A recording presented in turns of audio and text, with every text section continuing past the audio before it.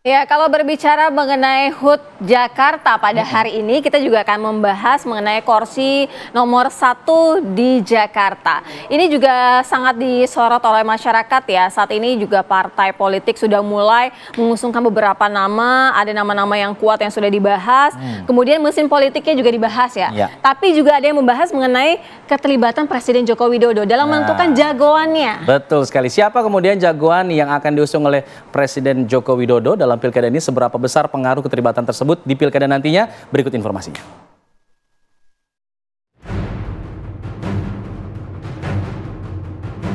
Spekulasi peran Presiden Joko Widodo dalam pencalonan tokoh di sejumlah daerah kini mencuat menjelang gelaran Pilkada 2024.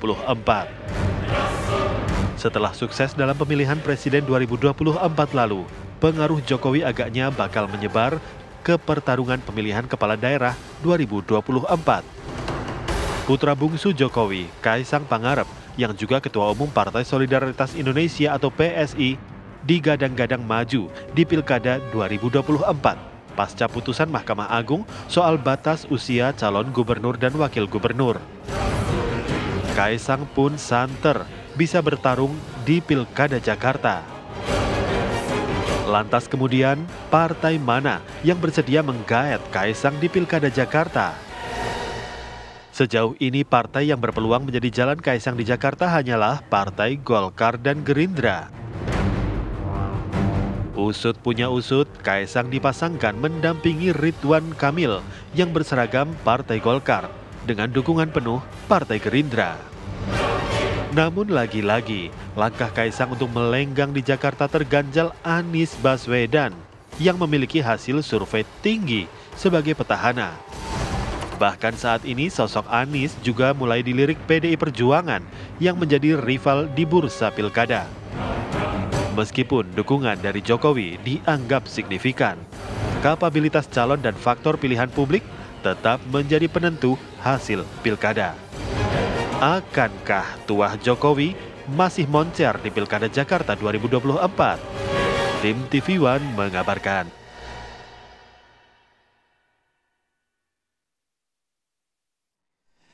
Ya, masuknya nama Kaisang Pangarep, Ketua Umum PSI dalam bursa Pilkada Jakarta ini menguatkan anggapan bahwa ada pengaruh lagi, ada cawe-cawe lagi dari Pak Presiden Joko Widodo dalam Pilkada Jakarta.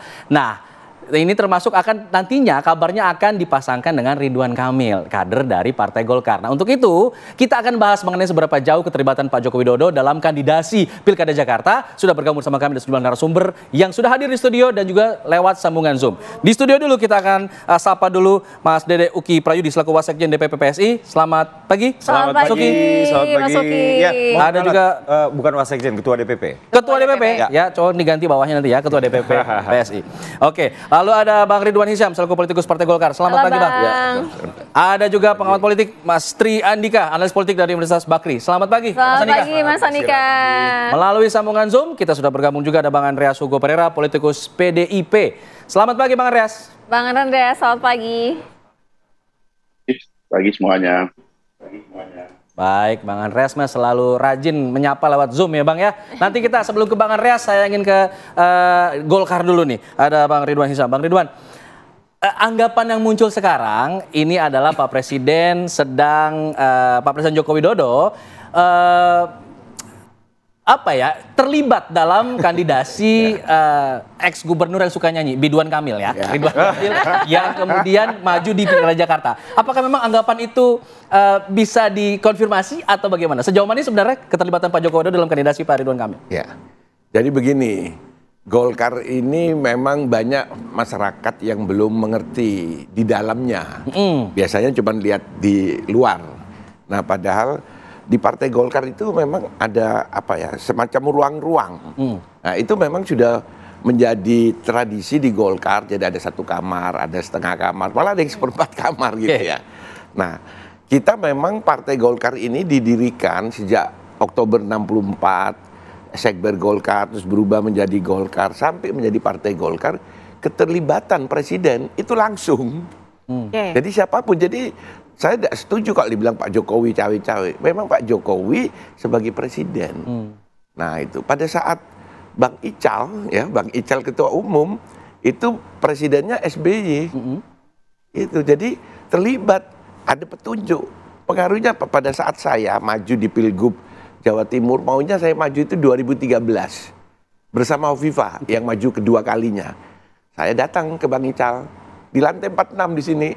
Nah, Bang, saya mau maju, saya bawa siapa? Ketua Umum PBNU loh, Kiai Hasyim Muzadi. Sudah ngobrol-ngobrol, setelah itu Bang Ical, Wan, saya butuh waktu 1 minggu. Dia bilang, kenapa Bang? Konsultasi gitu. Sama Presiden Pak SBY. Jadi hal yang wajar kalau misalnya ada hal biasa, memang itu petunjuk menjadi tradisi tidak tertulis di Partai Golkar. Bang Ridwan, Nah, artinya sehingga Ridwan saya Kamil ini juga nama yang dilontarkan oleh Presiden juga. seminggu Presiden kemudian saya datang, Bang, gimana? Wan, kau jangan maju. Kamu masuk di DPR aja kembali, dia bilang gitu. Karena Pak SBY masih tetap mendukung Soekarwo Saiful yang periode kedua. Akhirnya menanglah Soekarwo Saiful.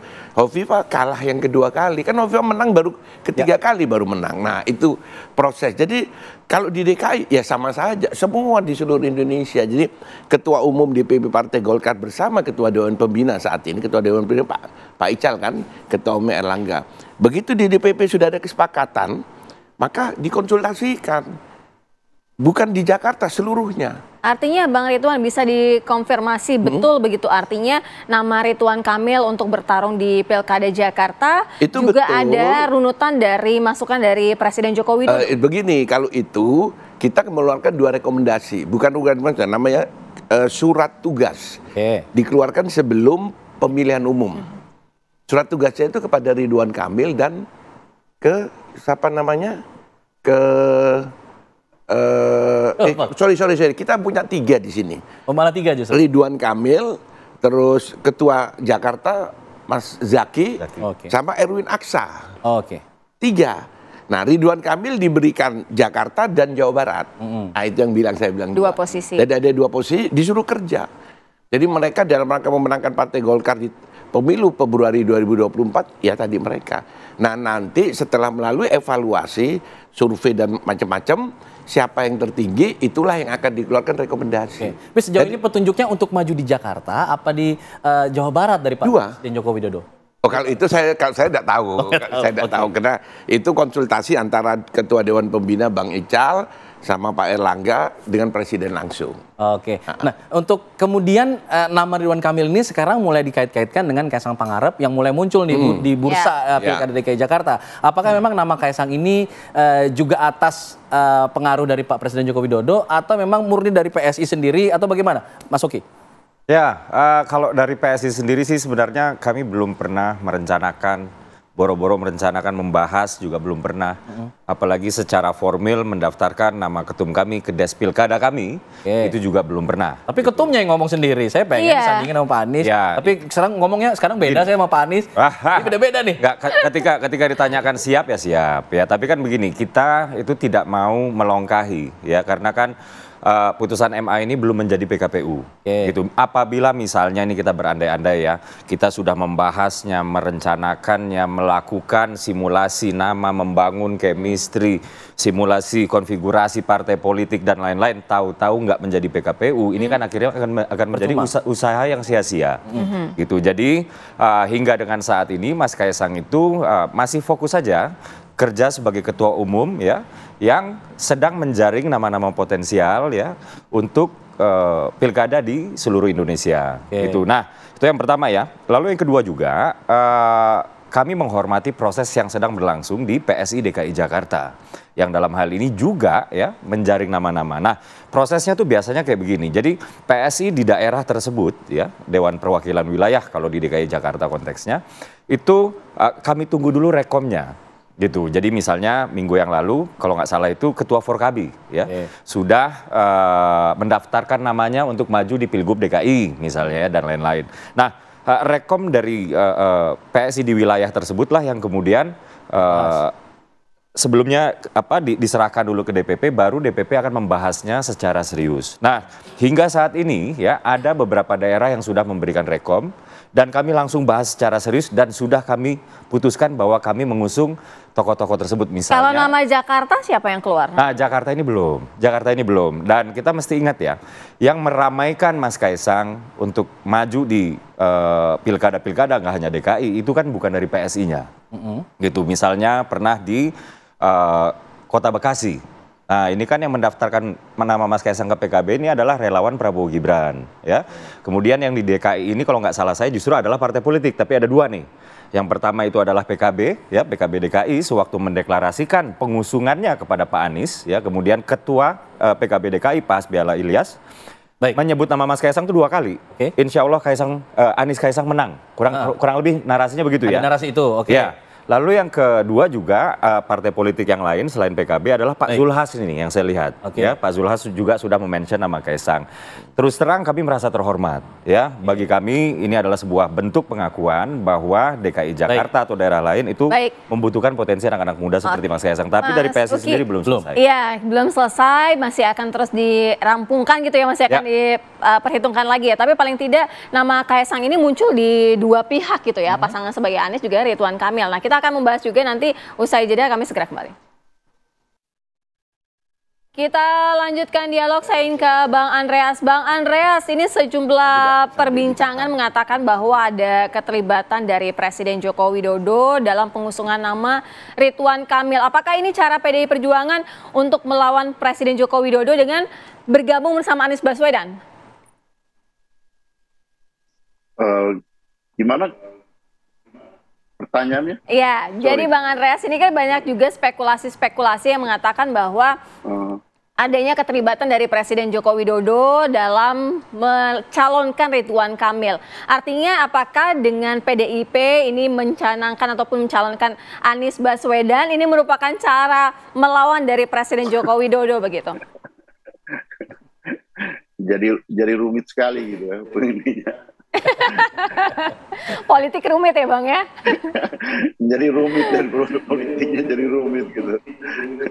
Ya kalau PDI Perjuangan ya mengurus ya prosesnya dengan apa ya aturan main yang ada di partai gitu, dalam arti bahwa kita mengajukan artinya dari tahapan penjaringan, terus kemudian nanti penyaringan, nanti baru kita lihat gitu peta politik yang ada gitu, bahwa apa yang terjadi dengan partai yang lain ya saya kira itu hak masing-masing partai lah untuk mengajukan, bahwa kalau Pak Jokowi punya niat dan ya seperti yang beliau lakukan sebelumnya yaitu cawe-cawe, ya itu kita semua sudah tahu kan itu yang dilakukan oleh Pak Jokowi gitu. Dan saya kira ya pasti beliau namanya juga bapak ke anaknya, pasti mendukung anaknya dong.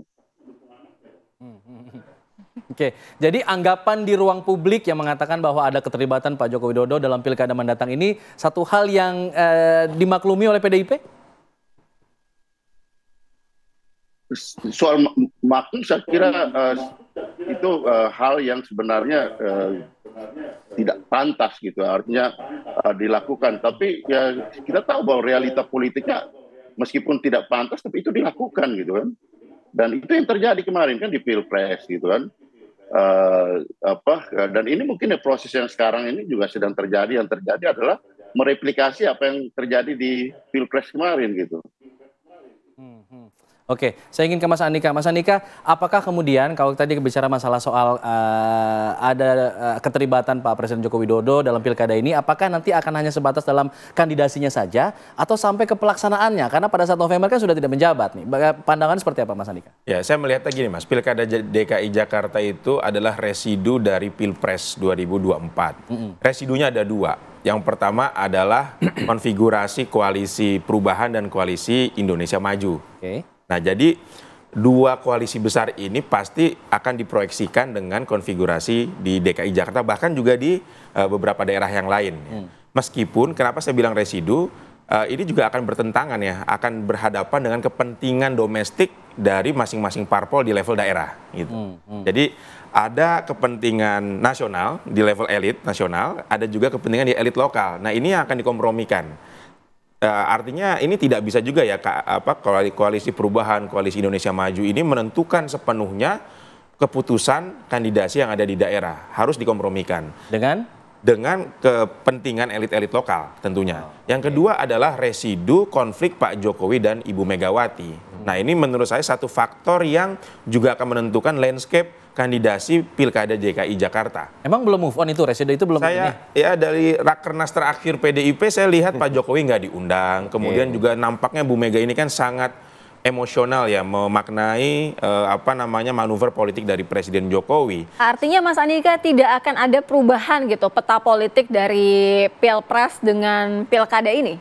Ya, mirroring setidaknya Mbak ya, mirroring. Artinya saya tidak bisa membayangkan kalau Pak Jokowi, kandidat yang diusung Pak Jokowi dan kandidat yang diusung oleh Bu Megawati ini satu kubu gitu ya. Artinya kalau Pak Anies, wacana Anies Kaisang ini pun terrealisasi, ini bukan diusung oleh Bu Megawati atau PDIP, bisa jadi oleh kubunya Kim gitu ya.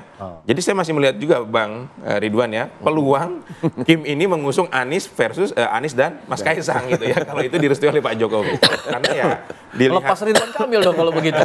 Ya Golkar saya pikir juga sudah cukup senang dan sudah cukup menang kalau Pak Ridwan Kamil di Jawa Barat. ada di Jawa Barat. Karena kansnya juga lebih besar. Jangan-jangan benar kayak gitu lagi. Tapi menariknya Golkar dapat 2 nanti.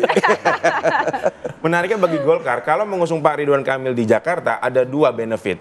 Benefit pertama adalah peluang menang ya untuk Pak Ridwan Kamil di Jakarta. Ya dari hasil survei sekarang memang Pak Anies masih nomor 1, Pak Ahok katanya popularitas nomor 2, Bang Ridwan nomor 3 gitu. Tetapi kan nanti dinamika kampanye ini juga akan menentukan keputusan pilkada gitu ya. Termasuk nama wakilnya itu juga menentukan dong. Betul. Mas Andika. Dan termasuk juga kerja kelompok dari masing-masing partai pengusung. Ya. Yang kedua adalah Golkar bisa meningkatkan bargaining position dalam mendapatkan kursi kabinet di masa Pak Prabowo gitu ya, di era Pak Prabowo nanti, karena Golkar berani ya mempertaruhkan kandidat jagoannya di Jabar untuk pindah ke Jakarta demi kepentingan Kim. Dan ini harus diapresiasi oleh Kim, saya lihat seperti itu ya. Oke, Bang Ridwan, ini benefitnya banyak loh tadi disampaikan sama Mas Andika. Dan kalau kita lihat, kalau kemarin saya wawancara Bang Ahmad Doli Kurnia, kayaknya kecenderungannya untuk mencalonkan Kang Emil ini di Jawa Barat sebenarnya. Tapi senyuman pada hari ini, pagi ini,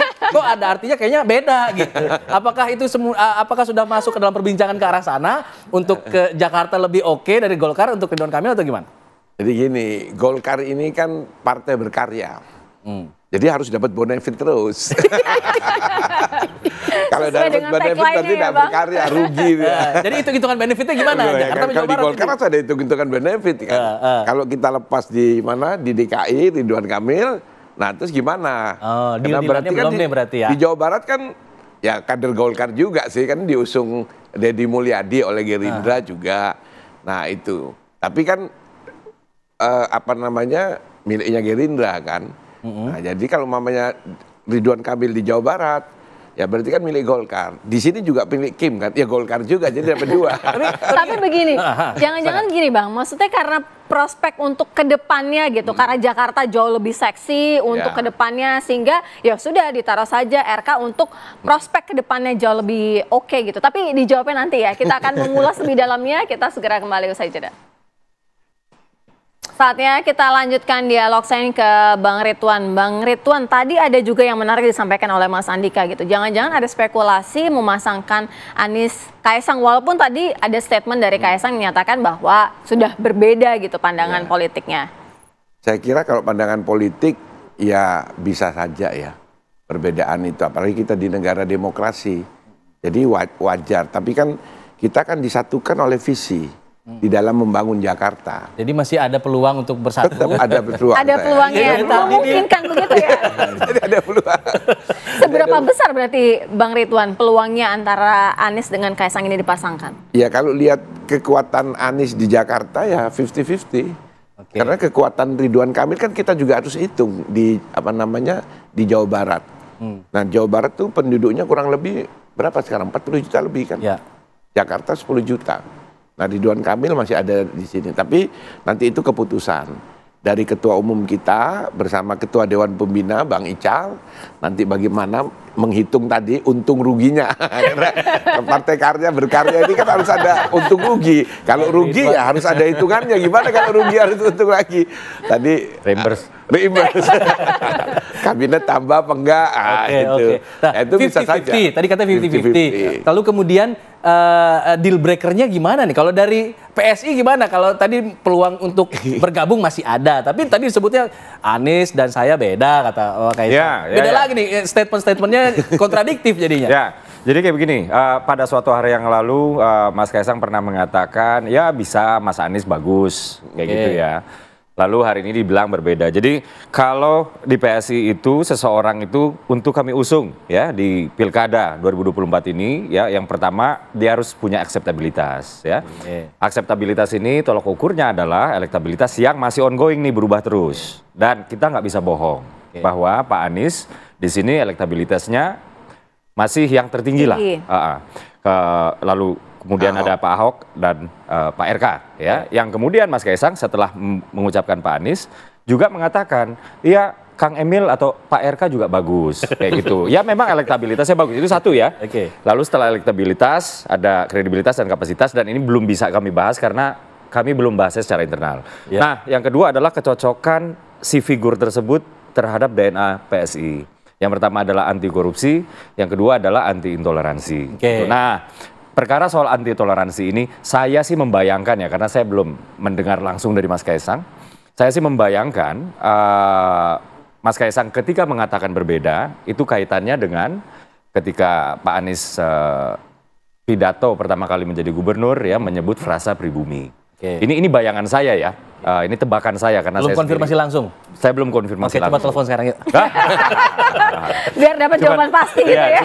Cuman yang jelas kan variabelnya artinya kan ada banyak yang untuk kami hitung. Nah, variabel yang ketiga yang pasti dan ini termasuk yang paling utama itu adalah siapapun yang kami usung itu adalah bagian dari upaya kami untuk menjaga kekompakan dan kesolidan koalisi Indonesia Maju. Kita tanya respon dari Bang Andreas. Bang Andreas ini dari tadi sudah senyum-senyum nih mendengar pembicaraan yang terjadi di studio. Bang Andreas, tadi dikatakan Mbak Ridwan gitu ya, bahwa ada spekulasi yang menyatakan Anies dengan Kaisang itu bisa-bisa saja walaupun masih 50-50. Tanggapannya Bang Andreas?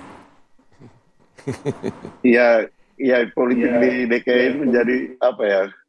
Menjadi rumit dan begitu ini berbelit-belit hanya karena satu hal gitu, karena ada anaknya Pak Jokowi yang mau nyalon di situ gitu. Dan kalkulasinya Pak Jokowi ya kalau hitungan dari yang Bang Ridwan itu kan saya pikir ya partai politik hitung seperti itu wajar, Golkar punya tradisi seperti itu, soal untung rugi gitu kan, cost and benefit, dapat apa tambah apa gitu kan, ya itu tradisi yang ada di Golkar gitu. Kalau saya kasih di sini, saya dapat apa di sana gitu, saya bisa tambah apa di sini. Jadi ya menjadi begitu rumit ya karena ada anaknya Pak Jokowi, dan hitungannya ya pasti Pak Jokowi akan cawe-cawe lagi gitu. Tapi ya kalau kita lihat juga ya Pak, misalnya apa yang terjadi di Golkar pun sangat pandai, dan saya kira sudah menghitung bahwa ya sampai dengan Oktober kan masih berkuasa gitu, tapi setelah itu kan ya tidak lagi gitu. Jadi ya kita hitung-hitunglah gitu. Ini hitungan-hitungan politik yang saya kira semua orang juga sudah tahu gitu. Dan di kasus di DKI ini menjadi begitu rumit karena ya ada anaknya Pak Jokowi dan Pak Jokowi akan cawe-cawe gitu. Hitungannya seperti itu gitu. Tidak usah terlalu menjadi rumit karena itu faktornya gitu. Dan itu fakta yang ada gitu. Sampai diulang makanya dari saya senyum-senyum dan ketawa karena itu. Mau ke Mas Andika deh untuk konklusinya nih. Kalau memang kemudian nanti kan Pak Jokowi sampai Oktober, lalu November pilkadanya. Nah ini kalau memang sampai pengaruhnya sampai ke November, artinya ini yang dipertaruhkan adalah kewibawaannya Pak Prabowo juga selaku pemimpin dari Kim di situ. Kalau misalnya keputusannya dipengaruhi oleh orang di pihak luar gitu.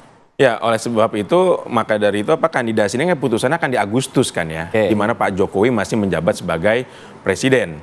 Dan pengaruhnya ini memang sangat luar biasa ya, meskipun secara formal kalau kita lihat para politisi di Kim ini mengatakan Pak Jokowi nggak punya hak veto gitu ya, semua musyawarah mufakat. Tetapi realitanya pasti Pak Jokowi pengaruhnya lebih besar dalam mempengaruhi siapa yang akan maju gitu ya. Dan saya melihat bahwa pada akhirnya Pak Jokowi itu akan realistis. Bahkan keputusan politik yang diambil oleh semua parpol juga akan realistis. Siapa kandidat yang unggul menurut survei gitu ya. Dan sampai dengan hari ini adalah Pak Anies Baswedan.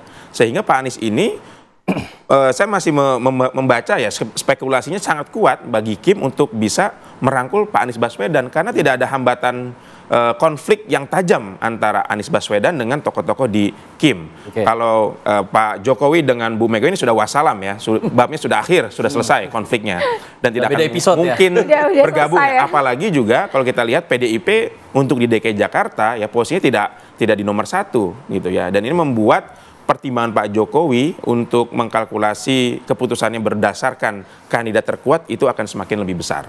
Baik. Baik, terima kasih Mas Andika, terima kasih Mas Ridwan, terima kasih Mas Uki, terima kasih Bang Andreas sudah bergabung di Apa Kabar Indonesia Pagi. Kita ingin tutup dengan sebuah pantun karena ini mau lagi ultah DKI Jakarta ya. Boleh minta cakepnya ya?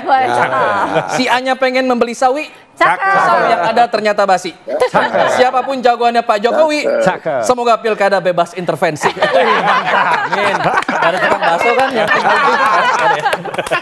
Kita jeda dulu, kami kembali saat lagi tetap di sini di Apa Kabar Indonesia Pagi.